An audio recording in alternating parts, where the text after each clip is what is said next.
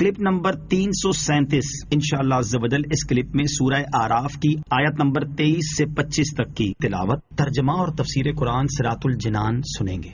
بسم اللہ الرحمن الرحیم، اللہ کے نام سے شروع جو نہایت مہربان رحمت والا ہے۔ قالا ربنا ظلمنا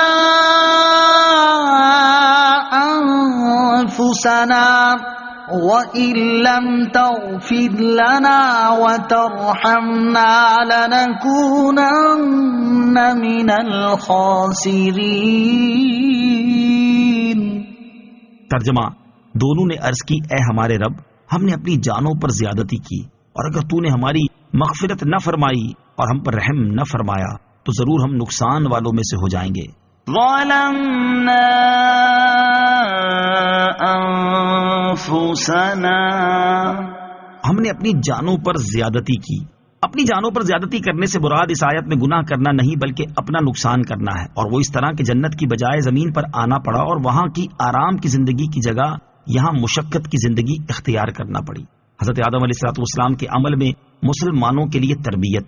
حضرت آدم علیہ السلام نے اپنی لغزش کے بعد جس طرح دعا فرمائی، اس میں مسلمانوں کے لیے یہ تربیت ہے کہ ان سے جب کوئی گناہ سرزد ہو جائے تو وہ اللہ تعالیٰ کی بارگاہ میں اپنے گناہ پر ندامت کا اظہار کرتے ہوئے اس کا اعتراف کریں اور اللہ تعالیٰ سے مغفرت و رحمت کا انتہائی لجاجت کے ساتھ سوال کریں تاکہ اللہ تعالیٰ ان کا گناہ بخش دے اور ان پر اپنا رحم فرمائے۔ حضرت قتادہ رضی اللہ تعالیٰ عنہ فرماتے ہیں، مومن بندے سے جب کوئی گناہ سرزد ہوتا ہے تو وہ اپنے رب سے حیا کرتا ہے، پھر الحمدللہ وہ یہ جاننے کی کوشش کرتا ہے کہ اس سے نکلنے کی راہ کیا ہے، تو وہ جان لیتا ہے کہ اس سے نکلنے کی راہ استغفار اور توبہ کرنا ہے۔ لہٰذا توبہ کرنے سے کوئی آدمی بھی شرم محسوس نہ کرے، کیونکہ اگر توبہ نہ ہو تو اللہ تعالیٰ کے بندوں میں سے کوئی بھی خلاصی اور نجات نہ پا سکے۔ تمہارے جد اعلیٰ حضرت آدم علیہ السلام سے جب لغزش صادر ہوئی تو توبہ کے ذریعے ہی اللہ تعالیٰ نے انہیں معاف فرمایا۔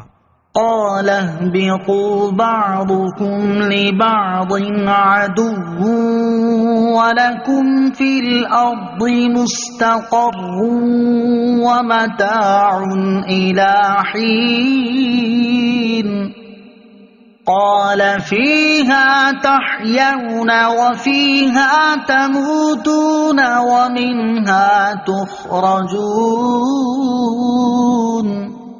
ترجمہ، اللہ نے فرمایا تم اتر جاؤ، تم میں ایک دوسرے کا دشمن ہے اور تمہارے لیے زمین میں ایک وقت تک ٹھہرنا اور نفع اٹھانا ہے۔ اللہ نے فرمایا تم اسی میں زندگی بسر کرو گے اور اسی میں مرو گے اور اسی سے اٹھائے جاؤ گے۔ قال اهبطوا، فرمایا اترو۔ دونوں حضرات کو جنت سے اتر جانے کا حکم ہوا کیونکہ حضرت آدم علیہ السلام کی تخلیق کا اصل مقصد تو انہیں زمین میں خلیفہ بنانا تھا، جیسا کہ اللہ تعالیٰ نے تخلیق آدم سے پہلے ہی فرشتوں کے سامنے بیان فرما دیا تھا اور سورہ بقرہ میں صراحت سے مذکور ہے۔ دوسری بات یہ ہے کہ اولاد آدم نے آپس میں عداوت و دشمنی بھی کرنا تھی، اور جنت جیسی مقدس جگہ ان چیزوں کے لائق نہیں، لہٰذا مقصد تخلیق آدم کی تکمیل کے لیے اور اس کے مابعد رونما ہونے والے واقعات کے لیے حضرت آدم علیہ السلام کو زمین پر اتارا گیا۔